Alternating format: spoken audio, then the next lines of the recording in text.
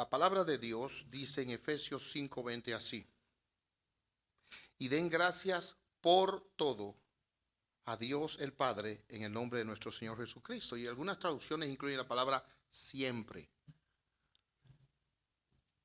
Yo me pregunto, ¿realmente es posible darle gracias a Dios por todo lo que me ha pasado? Darle gracias a Dios por todo lo que estoy pasando. Eso es lo que vamos a ver hoy con la ayuda del Señor. Y yo espero que Dios traiga bendición sobre nosotros. Y vamos a orar un momentito pidiendo especial socorro del Señor. Padre nuestro, nuestro corazón muchas veces afligido por las muchas cosas que nos rodean, se turba y tendemos más a la queja, a la murmuración y al descontento que a la gratitud. Tu palabra es clara, es un mandato. Ayuda a tu siervo en su extrema debilidad y ven, bendice a cada uno que has traído aquí. En el nombre de Jesucristo. Amén. Es interesante que en otro versículo de la Biblia se dice de esta manera: sean agradecidos en toda circunstancia. Ya no por todo, sino en todo. Y la idea es que mientras me está pasando algo difícil, yo puedo estar agradecido en ese momento, aunque al mismo tiempo esté sufriendo. Pero es interesante que Efesios 5:20 no lo pone así. Efesios 5:20 dice claramente: den gracias por todo. La gratitud es un deber aquí. Y la constancia es siempre, lo que implica tiempos buenos, tiempos malos. Y a quien se le da gracias es a Dios en el nombre del Señor Jesucristo. Ahora bien, lo que yo quisiera ver con ustedes ahora aquí en ese pasaje es que aquí hay un deber, no es una opción. Dios nos manda, den gracias por todo. Todos nosotros que criamos niños tenemos que trabajar en eso, porque nuestros niños tienden a no dar las gracias. Y uno tiene que, diste las gracias, da las gracias, da las gracias. No es una opción. Cuando recibes un bien, da las gracias. Bueno, pues aquí la Escritura nos pone en una situación diciendo: todo lo que viene a nuestra vida está controlado por Dios, por lo tanto, por todo démosle gracias a Él. Ahora bien, ¿cómo podemos dar gracias a Dios por las cosas que nos han quebrantado la vida? O las cosas que nos marcan, o esas cosas que nos duelen, o esas cosas que nosotros sabemos que son el fruto de nuestro pecado, de nuestro error o el daño de otros? En primer lugar, este deber es claro. Y ahora entiendan que yo no voy a estar hablando meramente del día que se acaba de celebrar de Acción de Gracias. No, yo estoy hablando aquí de un principio bíblico que va más allá de la cultura y lo que haya pasado en la historia de este país. El concepto de la gratitud en la Biblia está bien enraizado en toda la Escritura, tanto en el Antiguo como en el Nuevo Testamento. Y la palabra está ligada al verbo bendecir. Es decir, dar gracias es lo mismo que bendecir, alabar o confesar. Por ejemplo, cuando, vamos a ponerlo de esta manera, alguien le trae un buen dulce o una buena comida, usted da las gracias cuando lo recibe, pero después que lo ha probado y dice: wow, este es el mejor dulce que me he comido, esta es la mejor comida, usted ahí da las gracias con conocimiento y es una alabanza. La palabra está ligada a eso en la Biblia. Dar gracias como una alabanza. Y no olviden eso, como una alabanza. Nosotros nos encontramos también que en el Antiguo Testamento la gratitud estaba asociada con Dios por todas sus bendiciones, y lo mismo lo vemos en el Nuevo Testamento. El Señor Jesucristo varias veces da gracias a Dios en público y en privado. Da gracias a Dios por haberle escuchado cuando estaba frente a la tumba de Lázaro. Igualmente da gracias a Dios aún desde la misma cruz, encomendándose y alabándose al Padre. Ahora bien, la gratitud de la que hablamos aquí, aunque comience en el pensamiento, en la Biblia es expresada verbalmente. Una y otra vez he tenido que tratar con matrimonios, por ejemplo, donde un esposo no ha sabido darle las gracias a su esposa por la comida que ella le prepara día a día. Y cuando a veces es confrontado, él me dice: pero ella sabe que yo se lo agradezco. No es suficiente. Es necesario expresarlo. Igualmente para con Dios. La gratitud debe ser expresada verbalmente. Hebreos dice, obedezcamos continuamente mediante el sacrificio de alabanza a Dios, frutos de labios que confiesan su nombre. Y la idea es, cuando yo veo la gratitud, cuando yo veo lo que Dios ha hecho, aunque esté en mi corazón, debo expresarlo a Dios verbalmente. En segundo lugar, también nos encontramos en las Escrituras que la gratitud se expresa con un cántico. Aunque parezca extraño, pero nosotros vemos en Colosenses capítulo 1 versículo 3 que dice, damos gracias a Dios Salmo 28, cantándole al Señor con cánticos. Igualmente en el Salmo 147, canta al Señor con acción de gracias. Y ahora finalmente en oración, Colosenses 1:3, agradeciendo a Dios en nuestras oraciones. En conclusión, la gratitud para el cristiano no es una opción, es un acto de obediencia porque Dios lo manda y Dios espera ser agradecido. Ahora entiendan una cosa. Cuando nosotros le decimos a nuestros hijos que den las gracias, más que buscar gloria sobre nosotros, queremos sembrar en ellos un bien. Lo mismo pasa en la relación con Dios. No es que Dios necesite que nosotros le alabemos, no es que Dios necesite que nosotros le demos gracias. Él nos va a hacer el bien de todas maneras, como nosotros a nuestros hijos. Pero nosotros necesitamos aprender a dar gracias a Dios por el beneficio que eso tiene sobre nuestras propias vidas. La gratitud, como todos los deberes que Dios demanda, tiene el propósito de bendecirnos. Tiene el propósito de alentarnos. Tiene el propósito de sacarnos del pesar, de la depresión y de la amargura.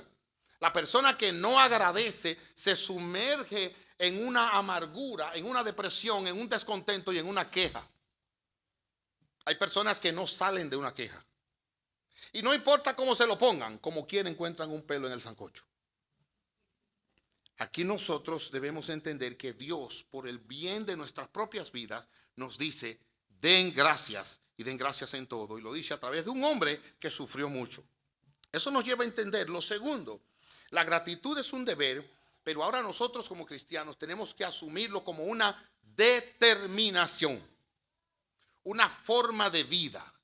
Yo no puedo dejar eso para cuando me acuerde, no. Yo tengo que dedicarme a dar gracias. Yo tengo que imponerme a dar gracias. Y estar consciente, miren cómo dice, den gracias por todo a Dios el Padre en el nombre de nuestro Señor Jesucristo. Es triste que hay personas que ni de lo bueno dan gracias, mucho menos de lo malo. ¿Recuerdan ustedes cuando Jesús sanó 10 leprosos? De los 10, uno solo volvió dando gracias. Los otros 9 se olvidaron. Y a veces usted dice, yo soy el que se devolvió. No, nosotros estamos entre los 9 usualmente. Yo no quiero que usted salga de aquí culpable, sino bendecido. ¿Cuántos de ustedes esta mañana, cuando abrieron los ojos, se voltearon, su cuerpo respondió, se sentaron en la cama, se pusieron de pie y pudieron caminar al baño donde quiera que iban? ¿Cuántos dieron gracias a Dios por haberlo hecho? Les repito, yo no quiero que sean culpables. Yo lo que quiero es analizar la disposición de nuestro corazón para ser agradecidos. Noten ahora, en el pasaje, nosotros debemos mirar la Biblia, oiga, el texto y su contexto. Porque alguien dijo que un texto fuera de contexto es un buen pretexto. Por eso la gente coge la Biblia y tuerce. Veamos el contexto del mandato. Efesios 5, los versículos que preceden al que estamos leyendo, estamos concentrados en el 20, pero del 17, oigan cómo dice. Por favor, observen la relación directa entre nuestros pensamientos y la gratitud. Entre las emociones y la gratitud. Miren que primero nos dice que pensemos bien, pero luego nos dice que estemos contentos y ahí viene la gratitud. Véanlo. No actúen sin pensar. Más bien, procuren entender lo que el Señor quiere que hagan. No se emborrachen con vino, porque eso les arruinará la vida. En cambio, sean llenos del Espíritu Santo. Ahora mire, cantando salmos, himnos, canciones espirituales entre ustedes, haciendo música al Señor en el corazón, y den gracias por todo a Dios el Padre en el nombre de nuestro Señor Jesucristo. Los puntos y las comas de nuestra Biblia fueron añadidos. para darle sentido. Pero entiendan que la gratitud es parte de ser lleno del Espíritu y parte de la alabanza y el contentamiento que hay en Dios. En conclusión, aquí hay un orden. Para dar gracias tenemos que actuar pensando, tenemos que pensar. Es verdad, para dar gracias tenemos que pensar. Porque nuestra tendencia es a no ver aquellas cosas por las que debemos dar gracias. Al mismo tiempo, procuren entender lo que el Señor quiere que hagan. Todo esto es un proceso de pensamiento, de análisis. Si usted quiere dar gracias de corazón y dar gracias que afecte sus emociones, gracias que afecte su vida, piense bien por lo que va a dar gracias. Además dice aquí, sean llenos del Espíritu, cantando salmos, himnos, canciones espirituales, y dice ahí mismo, dando gracias.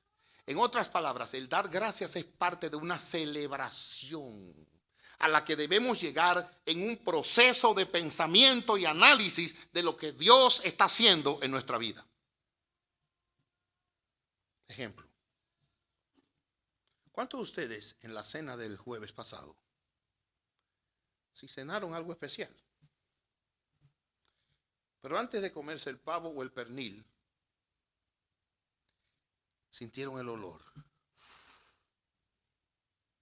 Y usted sabe a lo que puede oler una carne de un animal muerto.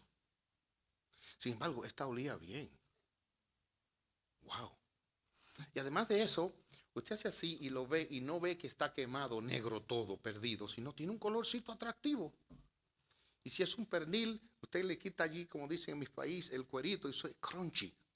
Wow. Eso fue alguien calculó en el horno para que quedara así. Bien, ¿vamos bien?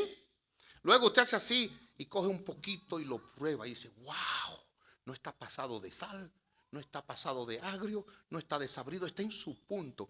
En ese momento usted tiene que decir, alguien trabajó para que esto quedara así. En mi casa preparó la vecina una ensalada de papas.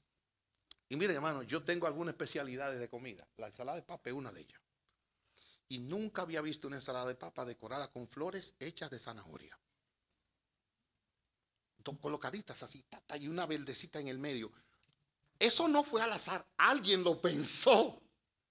Alguien lo puso ahí. Ahora, ¿cómo debe ser la gratitud cuando usted piensa bien y analiza bien las cosas? No puede ser simplemente, ay, gracias, no, gracias, qué bien te quedó. Óyeme, qué bueno quedó ese pollo. Entonces noten, en lo que respecta a Dios, la gratitud a Dios involucra pensar, analizar bien lo que Dios ha hecho, está haciendo, para que en el corazón se levante gratitud. Ahora entiéndase que la gratitud sobre la cual estamos ahora poniendo los ojos no es de aquellas cosas buenas que son fáciles, sino aún de cosas malas. Porque dice ahí, gracias por todo. ¿Cómo puede usted dar gracias del cáncer? ¿Cómo puede usted dar gracias de un maltrato, un abandono? ¿Cómo puede usted dar gracias por un abuso en el pasado que le cambió la vida? ¿Cómo puede usted dar gracias por un ser amado que ha muerto violentamente? Conocí la historia de una hermana en la fe. En su casa había un solo hombre. Y desde pequeño lo amaron porque nació tarde. ¿Usted ha visto esos hijos donde los padres creen que acabaron? Y llegan de repente. Bueno, ese era así. Y ese niño creció y tenía una aspiración para el ministerio. Se preparó para el ministerio. Además de ser un extraordinario atleta. Y un día, estando ella en un estado, recibió una llamada de emergencia de que su hermano había tenido un accidente. Salió para allá, llegaron, ya él no estaba consciente y los doctores le dijeron, solamente son las máquinas que lo mantienen. Salieron de allí a prepararse para la noticia. Y efectivamente, un par de horas después le dijeron, ya su corazón dejó de latir. Y esa familia se pudo apartar, bendecir a Dios y darle gracias. ¿Cómo es eso posible? Son cosas que le pasan a los verdaderos hijos de Dios también. ¿cómo usted y yo podemos dar gracias? Recuerden que vengo hablando de que la gratitud es un proceso donde pensamos y analizamos las cosas. El Señor Jesucristo es un buen modelo para dar gracias ante el horror. Él es un perfecto modelo. Dice la Biblia que cuando el ángel le anunció a María del embarazo de ese niño, le dijo estas palabras: una espada traspasará tu alma. Porque ella vería a su hijo de 30 y pico de años colgado como un criminal en la cruz, muriendo. Mire, no hay dolor más grande para padres que ver a su hijo partir. Y él sabía que él iba a morir. Y él se lo dijo a sus discípulos varias veces, pero ellos son como nosotros, que cuando a usted le dicen una noticia que es posible, usted lo pone a un lado y trata de ni pensar en el asunto. Pues los discípulos no consideraron nunca, no entendieron cuántas veces les dijo que iba a morir. Y la palabra de Dios nos dice que incluso se reunió con ellos en un aposento y le dijo: oigan bien, coman este pan, escuchen, este es mi cuerpo que por vosotros es partido, y este vino es mi sangre, símbolo de mi sangre. En otras palabras, yo voy a ser humillado, yo voy a morir. Se lo dijo de todas las maneras posibles. Pero ¿no les llama a ustedes la atención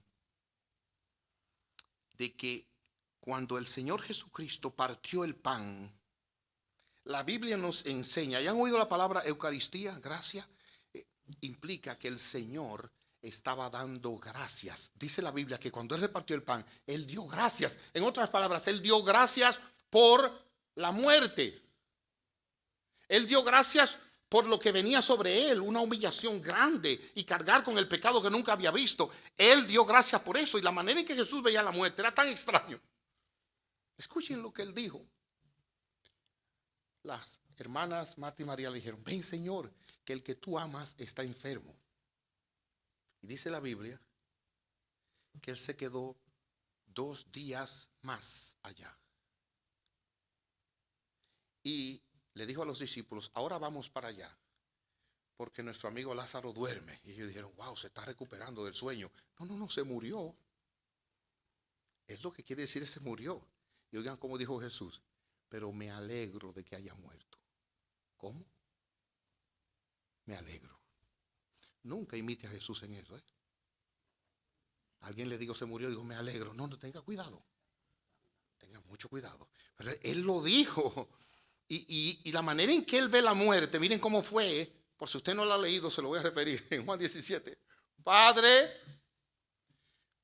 yo te pido que los que tú me has dado, y eso te incluye a ti si tú eres cristiano, yo también, estén conmigo para que vean mi gloria. ¿Saben lo que eso significa?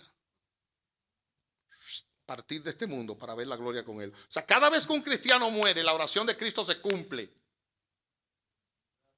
Y por eso en una funeraria donde muere un cristiano, usted va, y mientras los otros que han muerto sin Cristo están en tinieblas, en desesperación, ahí están llorando, pero están cantando y alabando a su gran Salvador. Él nos enseña que podemos estar agradecidos aún en lo peor que nos puede pasar, y es la misma muerte. Ahora bien, yo creo que la pregunta insiste: ¿sobre qué base yo puedo darle gracias a Dios por todo? Y eso es lo tercero. Aquí hay un Dios de por medio. Hermanos, cuando nosotros desconectamos la vida en que vivimos y todo lo que nos acontece del plan, de la obra, de la presencia, de la bondad, de la misericordia de Dios, nos perdemos. Literalmente nos perdemos. Perdónenme la comparación, pero yo quiero que nos entendamos bien. Usted no ha visto cuando el GPS se vuelve loco y usted va por un sitio y recalculando, y usted vuelta y vuelta y recalculando. Cuando usted se separa de Dios y pierde el satélite de su alma, su vida se comienza en eso, recalculando, y se vuelve loco y vuelta y vuelta y vuelta y no encuentra el rumbo. Miren, Dios es nuestro amparo y fortaleza, la luz, su palabra es la guía nuestra, y cuando nos desconectamos y lo sacamos del cuadro, nos perdemos. Realmente no entendemos. Sí. Aquí hay un Dios. Den gracias por todo a Dios el Padre en el nombre de nuestro Señor Jesucristo. ¿Cómo puedo dar gracias a Dios por aquellas cosas que me duelen? Primer argumento. Puedo darle gracias a Dios por las cosas que me duelen. Miren por qué. Porque aún las cosas que me duelen están en las manos de Dios para su gloria y para mi bien. Yo no lo entiendo, pero yo sé que es para mi bien. Yo no sé cuántos de ustedes han podido entrar a una sala de cirugía cuando tienen un familiar suyo ahí adentro. Que le dan en mi país dan la oportunidad. Aquí yo no sé cómo es la cosa. También la dan. Bueno. ¿Usted ha visto todo lo que pasa en una sala de cirugía? ¿Cómo es que ponen a esas personas en esa condición? ¿Y cómo es que los doctores trabajan? Sobre todo los ortopedas. Yo recuerdo un amigo ortopeda una vez que iba a operar a un hermano mío. Y cuando él llegó, literalmente llegó con una caja de herramientas, con un serruchito, con un taladro. Y yo dije, ¿qué fue eso? Y dice, no, para operar a tu hermano. Porque lo que hacen ahí es terrible, impresionante. Ahora, todo ese proceso traumático tiene un solo fin: sanar al enfermo y preservar su vida. Así obra nuestro Dios. Y todo lo que nos acontece a nosotros, bendito sea su nombre, todo lo que nos acontece a nosotros está en sus benditas manos y es para su gloria y para nuestro bien. Todo, absolutamente todo. No hay circunstancia que Dios no pueda utilizar para su propósito y para el bien nuestro. No hay ninguna mención en una. El pecado con que una persona cae, oiga, es lo terrible. Lo que usted hizo en el pasado con sus ojos, con su boca, con sus manos, es una vergüenza que usted no quiere que nadie lo sepa. Es lo peor que le ha pasado a usted, su pecado. Pero gracias a ese pecado, usted puede venir a Jesucristo, porque Él vino a buscar y a salvar lo que se había perdido. Y el que no ha pecado no tiene nada que buscar en la iglesia, ni con Jesucristo. La humillación y el sucio es lo que lo acredita para este bendito Salvador, para que su sangre lo limpie. Pero ¿qué otra cosa puede también ser motivo de dolor para nosotros? Bueno, hermanos, la misma muerte otra vez. La partida de un ser amado. Eso es algo terrible, eso es una experiencia que nosotros no siempre podemos superar y quizás nunca vamos a superar. Pero es en el hecho de muerte, en el momento de la muerte, donde nosotros podemos conocer la gracia de Dios, la presencia de Dios como nunca antes en nuestra propia vida. Oh sí, mis hermanos. Recuerdo esa familia amada, una familia que sirven al Señor, una familia donde no solamente servían al Señor, sino que era activa en la iglesia. Y este hombre, un siervo de Dios, y su niño era una maravilla. Este niño, con 7 años recitaba versículos, con 7 años de edad era activo en la fe. Y un día lo llamaron de repente diciendo que su niño tenía cáncer. Hermanos, unos pocos meses después el niño partió. Pero qué gozo tan grande podían estas personas mostrar, y todavía al día de hoy muestran cuando celebran ese poco tiempo que su hijo le dio y la seguridad de que aquí tienen 4 y el quinto los espera perfecto en la presencia de Dios. O sea, tú dices, wow, Dios es real, esta gente no está loca.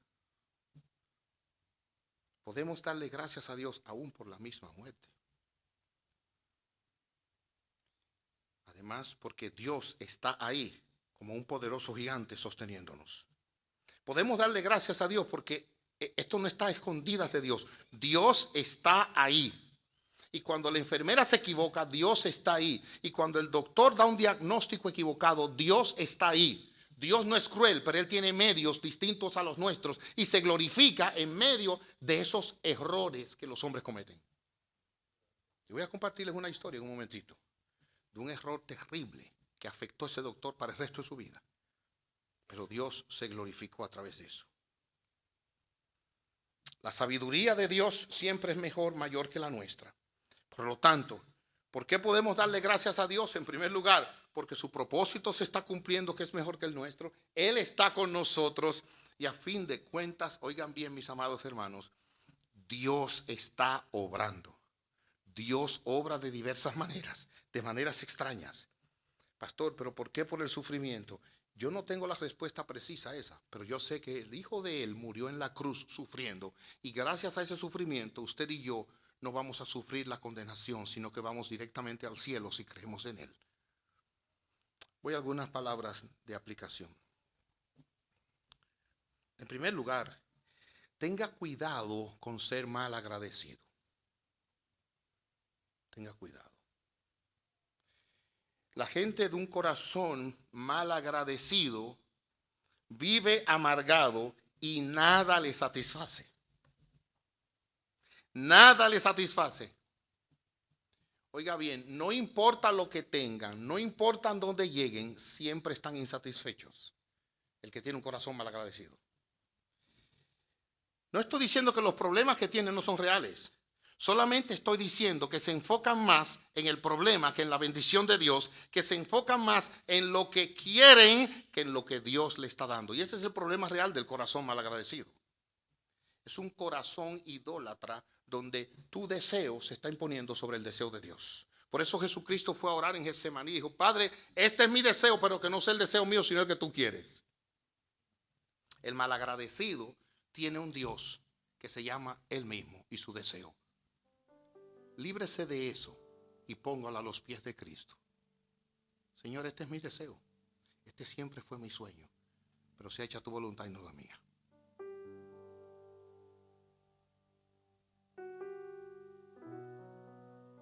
La historia está llena de grandes siervos de Dios. Pero también la historia está llena, y mucho más, de personas que viven con una palabra de queja. Con una palabra de murmuración. Ustedes saben que yo visito Latinoamérica y hay una comida muy nutritiva, y a veces la nutritiva no es la más sabrosa, pero hay una comida muy nutritiva que dan en un lugar de aquí en Michigan, y nos dan y la llevamos a toda Latinoamérica. Oigan, hermanos, yo no voy a decir los países para que nadie se sienta mal, pero en el 99% de los países donde llevamos esa comida hay un pero. Oye, ¿y cómo está todo eso mezclado? Esto se come dulce, se come salado. Y hay lugares donde nos dicen: los niños no quieren comer eso aquí. Excepto en un país, Haití. Yo vi cuando le prepararon eso a esos niños con poca sal y con lo que aparecía. Y le daban no un poquito como estos muchachos mañosos de aquí, que hay que dárselo escuchar. No, un así grande. Y ahí se sentaba ese muchachito ahí, sin averiguar quién lo preparó ni qué es lo que tiene. A veces la abundancia hace que uno sea mal agradecido. Porque tenemos tanto que pensamos que podemos escoger o que merecemos otras cosas. Las palabras de murmuración también impiden la gratitud. Gente que vive murmurando todo el tiempo. Las palabras ofensivas y los lloriqueos. Carlos Spurgeon es un hombre que yo admiro mucho, y él escribió esto: el corazón debe estar vivo con graciosa gratitud, o la hoja no puede reverdecer por mucho tiempo con viva santidad. En un momento, él dijo lo siguiente. Spurgeon, no estoy hablando de cualquier persona. Él dijo: no siempre me ha resultado fácil practicar este deber. Esto lo confieso para mi vergüenza. Cuando sufría un dolor extremo hace algún tiempo, él sufría de gota. Eso es un dolor terrible en las articulaciones. Cuando sufría ese dolor, un hermano en Cristo me dijo: ¿tú has dado gracias por ese dolor? Y él dijo: yo quiero ser paciente y quiero esperar a que Dios me recupere para darle gracias. El amigo le dijo: no, dice Dios que demos gracias por todo. Da gracias por el dolor. ¡Wow! Y este hombre entonces dijo: verdaderamente, yo creo que tienes razón. Estoy de acuerdo en que aunque el dolor no se me quite, yo debo estar determinado a darle gracias a Dios por ese dolor. Y yo te pregunto, lo que te aqueja, lo que te ha hecho sufrir, ¿tú puedes darle gracias a Dios ahora? Es una decisión tuya, porque si tu vida está en las manos de Dios, por eso tú le puedes decir: Señor, gracias. Padre Santo, me sale duro el trago.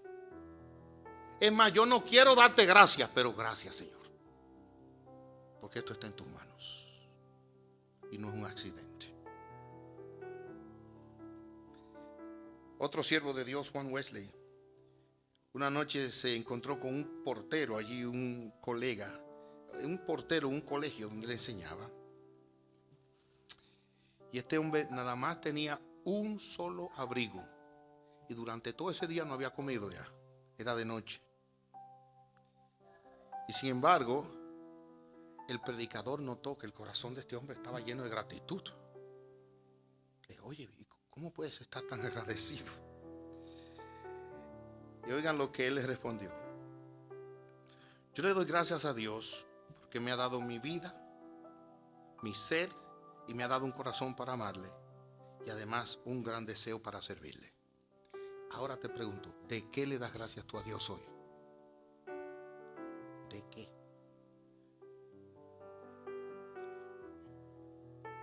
Finalmente quiero presentarles a una mujer ejemplar.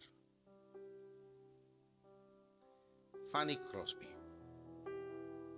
Fanny Crosby escribió más de 8,000 himnos, muchos de los cuales nosotros cantamos. Ahora, es interesante que era una mujer que pasó por sufrimientos indecibles. Les voy a decir solo algunos. Luchó mucho con la depresión ella, pero el papá murió cuando era muy joven. Fue criada por la mamá y la abuela. A las 6 semanas de nacida, el doctor cometió un error y la dejó ciega. Y vivió ciega por el resto de su vida. Y oigan lo que ella dijo. El doctor no soportó la carga. Este hombre abandonó la ciudad por el pesar de haberla dejado ciega. Pero oigan lo que ella escribió en su autobiografía. Parecía la intención de que por la bendita providencia de Dios yo debí haber sido ciega toda mi vida, y le agradezco a Él por esa dispensación o por ese trato conmigo. Ella daba gracias a Dios por su ceguera. Además dijo, si yo pudiera encontrarme ahora mismo con Dios, he aquí lo que yo le dijera. Gracias, gracias, gracias por haberme hecho ciega. Yo quiero hacer un ejercicio con ustedes y confíen en mí ahora. Por favor, cierren sus ojos un momento.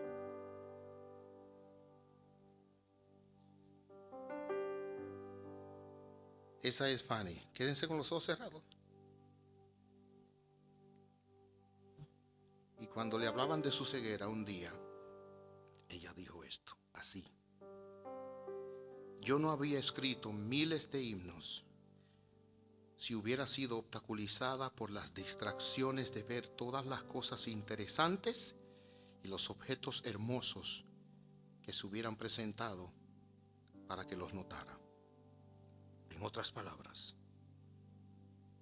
le doy gracias a Dios por esto. Y siendo niña, a los 8 años escribió esto. Qué niña tan feliz yo soy. A pesar de que no puedo ver, estoy resuelta a que en este mundo estaré contenta. Cuántas bendiciones disfruto que otras personas no. Así que llorar o suspirar porque estoy ciega, yo no puedo ni lo voy a hacer. Pídele perdón a Dios por tu ingratitud y tus quejas. Abre tus ojos, por favor, ahora. Saca tu celular y te voy a hacer un desafío. Busca tu celular ahí. Y si se le quedó, mejor. Pero busque su celular, y si no, con el de al lado, por favor. Y en este momento yo le voy a pedir un reto. Escribe ahí 10 razones por las que tú das gracias a Dios en este momento, aun sean cosas tristes. 10 cosas. Parecería mucho, pero no debería ser mucho,